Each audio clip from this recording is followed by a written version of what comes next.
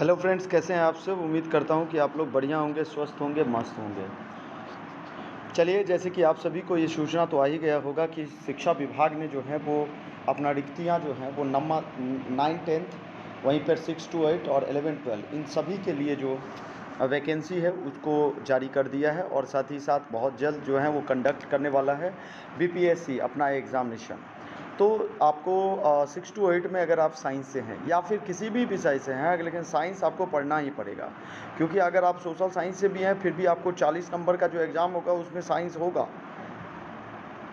साथ ही साथ अगर आप साइंस से हैं, 6 to 8 हैं या फिर आप 9-10 के हैं, तो ये सारे क्वेश्चनों को आपको ढंग से करना होगा साइंस के लिए। चलिए हम स्टार्ट करते हैं। सबसे पहला क्वेश्चन कुछ मोस्ट इंपॉर्टेंट क्वेश्चन है और इस डेट से हमें जो है वो ढेर सारे क्वेश्चन आपके एग्जामिनेशन में पूछे जा सकते हैं, इसलिए ध्यान से और फटाफट आप लोग नोटबुक ले लें और नोटबुक बनाते चलें। स्टार्ट कर देते हैं बीपीएससी टीआरई 2 के लिए। जंतु विज्ञान जूलॉजी अध्ययन करता है। जूलॉजी अध्ययन करता है किस चीज़ के बारे में भाई? जीवित व मृत जानवरों दोनों के लिए जो है वो जंतु विज्ञान के अंतर्गत अध्ययन किया जाता है। फूलों का जो अध्ययन होता है उसे हम क्या कहते हैं? तो फूलों के अध्ययन को हम एंथोलॉजी कहते हैं। क्या कहते हैं? एंथोलॉजी कहते हैं। कीटों के वैज्ञानिक अध्ययन को क्या कहा जाता है? अगर इसके बारे में अगर बात किया जाए तो एंटोमोलॉजी कहा जाता है। एंटोमोलॉजी कहा जाता है। चौथे नंबर क्वेश्चन की ओर चलेंगे।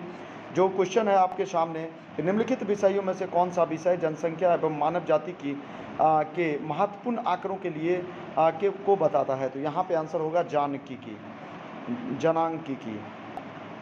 नेक्स्ट क्वेश्चन है, विभिन्न संस्कृतियों के वैज्ञानिक विवरण के तुलनात्मक अध्ययन को हम क्या कहते हैं? विभिन्न संस्कृतियों के वैज्ञानिक विवरण के तुलनात्मक अध्ययन को हम क्या कहते हैं? तो यहाँ पे होगा इथनोलॉजी। इथनोलॉजी जैविक जगत में होने वाले जो कार्य, गुण एवं पद्धति के अध्ययन के इस ज्ञान के मशीनी जगत में उपयोग करने को हम क्या कहते हैं? क्वेश्चन है कि जैविक जगत में होने वाले कार्य, गुण एवं पद्धति के अध्ययन के इस ज्ञान को मशीनी जगत में क्या कहते हैं? तो यहाँ पे ऑप्शन है आपको बायोनिक्स, दूसरा है बायोनोमिक्स या बाइनोमी या बाइनोमीट्री। तो यहाँ पे जो आंसर होगा ये होगा आपका बाइनोमिक्स, बायोनिक्स।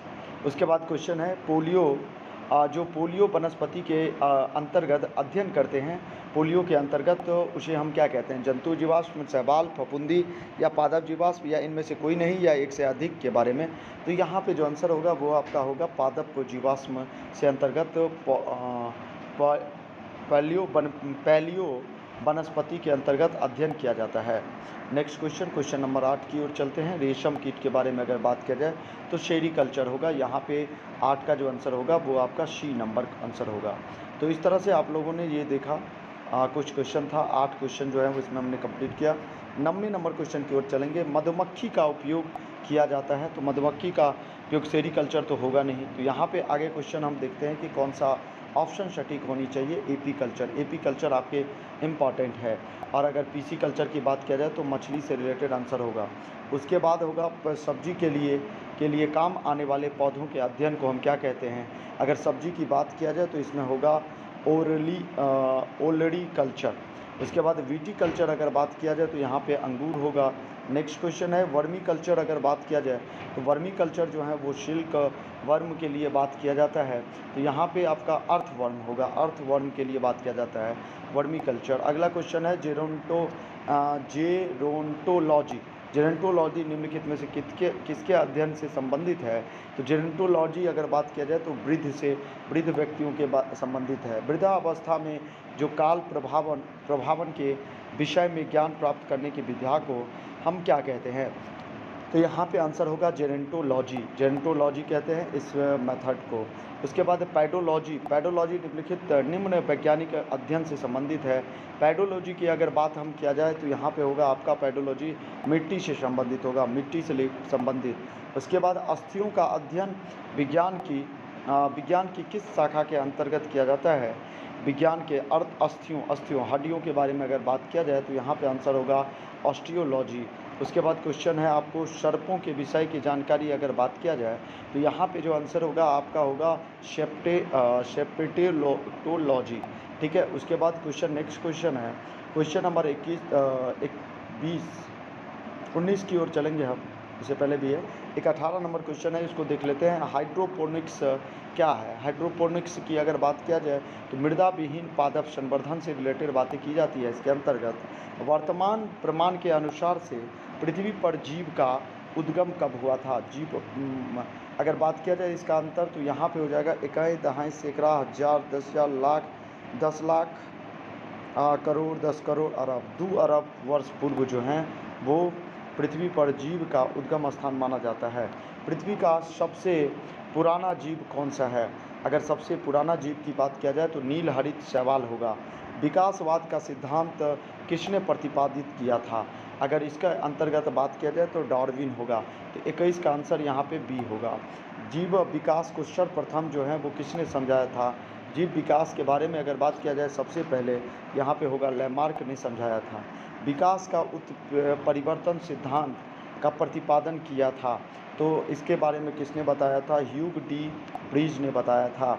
विकास के उत्परिवर्तन सिद्धांत का प्रतिपादन। विकास का मुख्य कारक क्या होता है? तो विकास का अगर मुख्य कारक की बात किया जाए तो यहाँ पे जो आंसर आपका होगा प्राकृतिक वर्ण होगा।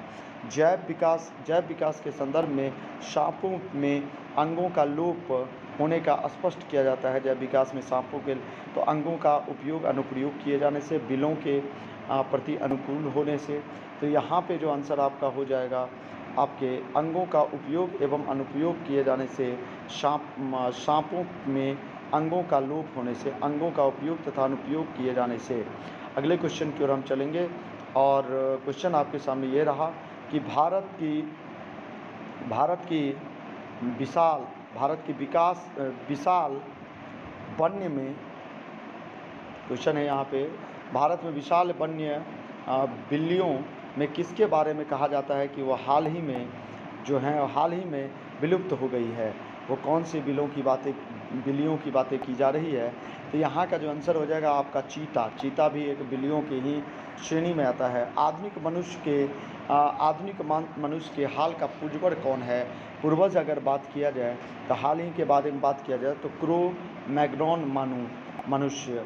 उसके बाद क्वेश्चन है आर्कियोपेटेरिक्स जो है वो क्या है? तो इसके अंतर्गत जो आंसर आपका होगा जुरैसिक युग का सर्व पुरातन पक्षी।